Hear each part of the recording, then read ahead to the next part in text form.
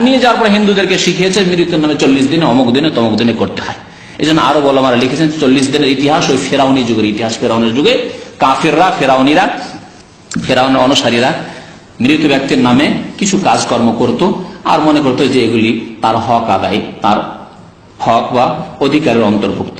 তো এই মৃতের নামে খাবার এটি এক বিদআত। নবী করিম সাল্লাল্লাহু আলাইহি সাল্লামের সাহাবারা বলছেন যে আমরা নবী করিম সাল্লাল্লাহু আলাইহি সাল্লামের জামানায় জীবদ্দশায় মাইয়েতের নামে খাবার তৈরি করে গরিব মিসকিনকে খাওয়ানো, ভোজ ভান্ডার করা, লোকজনকে খাওয়ানোকে নাউদ্দুহা মিনান নিয়াহা, রোদনের অন্তর্ভুক্ত মনে করতাম, রোদনের শামিল মনে করতাম। অর্থাৎ রোদন করা যেমন হারাম, কোন মৃত ব্যক্তির নামে খুব কাঁদাকাটি করা, চিৎকার করে বয়ান করে যেমন হারাম, ঠিক তেমন এটিকে হারাম এবং জাহিলি যুগের কুপ্রথা মনে করতাম।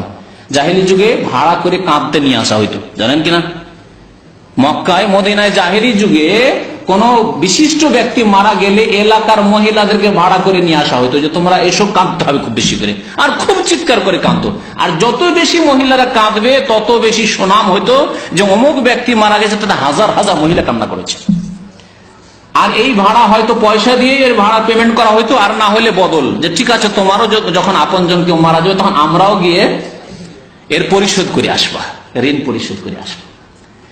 একজন মহিলা মুসলমান হয়েছে, মুসলমান হওয়ার পর নবী করিম সাল্লাল্লাহু আলাইহি ওয়াসাল্লাম তার কাছে শপথ নিলেন, দেখো রোদন করতে পারবে না, শিরিক করবে না, এই করবে না, সেই করবে না, জেনা করবে না, মিথ্যা কথা বলবে না, তার মধ্যে ওয়ান লা নানুহা, আমরা নুহা রোদন করব না, এই ওয়াদা করো, প্রতিশ্রুতি। তখন সে মহিলা বলছে ইয়া রাসূলুল্লাহ, করবো না ঠিক আছে, কিন্তু একজনের আমার আপনজন মারা গিয়েছিল, তখন অনেক মহিলারা এসে কাঁদাকাটি করেছে, কিন্তু একজনের ধার বাকি থেকে গেছে, সবার ধার শোধ করে দিচ্ছি, ঋণ পরিশোধ করে দিচ্ছি, একজনের ধার বাকি থেকে গেছে, এই যে ঋণ পরিশোধ করতে হবে, তার কেউ মারা গেলে আমাকে একদিন কেঁদে দিয়ে আসতে হবে, এর জন্য পারমিশন দেন। নবী করিম সাল্লাল্লাহু আলাইহি ওয়াসাল্লাম বললেন যে গুনহার কাজে ওয়াদা পুরা করা চলবে না, জুলমের কাজে, সীমা লঙ্ঘনের কাজে, হারাম কাজে ওয়াদা পুরা করা চলবে না, তখন ওয়াদা খেলাফ। তো যে বলছিলাম যে মৃতের নামে খাবারের ব্যবস্থা করা এই জঘন্য বিদআত, আর দিন নির্ধারিত করে কিছু কাজ করা ধর্মীয় কাজ বলে সেগুলি খুব জঘন্য বিদআত, যেগুলি অমুসলিমদের পক্ষ থেকে এসেছে। এছাড়া আর একটি বিদআত রয়েছে, তা হচ্ছে মৃত ব্যক্তির নামাজের কাফারা। যদি নামাজ ছুটে গিয়ে থাকে অসুস্থ অবস্থায়, আর না ছুটে গেলেও কোন রকম করে 2-4 রক্ত বের করতে হবে, কারণ সামাজিক কিছু টাকা পয়সা কালেকশন করতে হবে, এলাকার লোককে, গ্রামবাসীকে, হুজুরদের কিছু টাকা ইনকাম করতে হবে।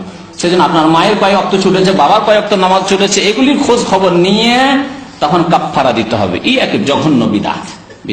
নামাজের বিকল্প কিছু নেই।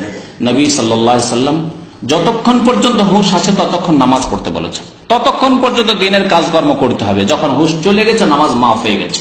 তারপরে যদি 6 মাস ধরে হুঁশ জ্ঞান না থাকে, অবশ হয়ে সেন্সলেস হয়ে পড়ে আছে, তাহলে নামাজ নেই, নামাজ মাফ।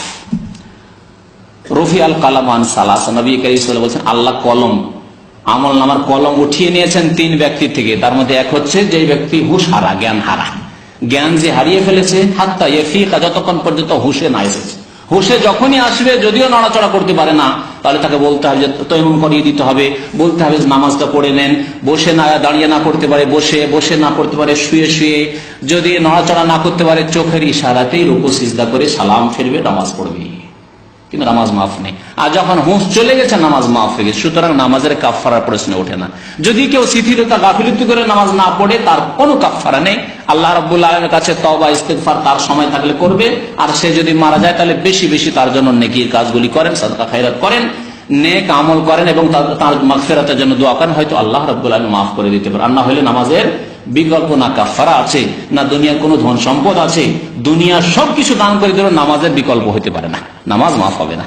আল্লাহর মাগফিরাত চাইতে হবে, আল্লাহ রাব্বুল আলামিনের কাছে মার্জনা কামনা করতে হবে যদি এরকমের ভুল হয়ে যায়। আল্লাহ যেন আমাদেরকে নেক আমলের তৌফিক দান করেন, আল্লাহ রাব্বুল আমাদের গুনাহ খাতা যেন মাফ করে দেন। আরো কিছু বিদআত রয়েছে, যেমন আরেকটি বিদআত হচ্ছে মৃত্যু বার্ষিকী পালন করা।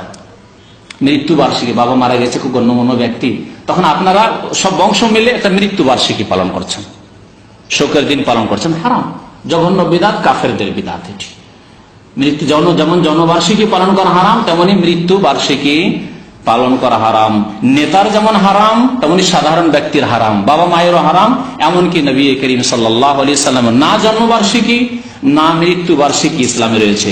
সুতরাং এসব থেকে তওবা করতে হবে এবং নবী করিম সাল্লাল্লাহু আলাইহি ওয়াসাল্লামের তরিকা আমাদেরকে জীবনযাপন করতে হবে আর নেক আমল করতে হবে আল্লাহ রাব্বুল আলামিনের জন্য আর নবী করিম সাল্লাল্লাহু আলাইহি ওয়াসাল্লামের তরিকায়। আল্লাহ যেন আমাদেরকে নেক আমলের তৌফিক দান করেন, আল্লাহ যেন আমাদের গুনাহ খাতা মাফ করে দেন, আমাদেরকে ভালো আমল করার জন্য তৌফিক দান করেন, শিরক বিদআত থেকে আল্লাহ রাব্বুল আমাদেরকে বেঁচে থাকার জন্য তৌফিক দান করেন, নবী সাল্লাল্লাহু আলাইহি ওয়াসাল্লামের সুন্নাতের উপর আমাদেরকে হায়াত কাটাবার যেন তৌফিক দান করেন, জীবন যাপনের যেন তৌফিক দান করেন এবং তার উপরে আমাদেরকে মৃত্যু যেন দান করেন আর তার সুন্নাতের উপর যেন আমাদেরকে আল্লাহ রাব্বুল আলামিন কাল কিয়ামতে ওঠান।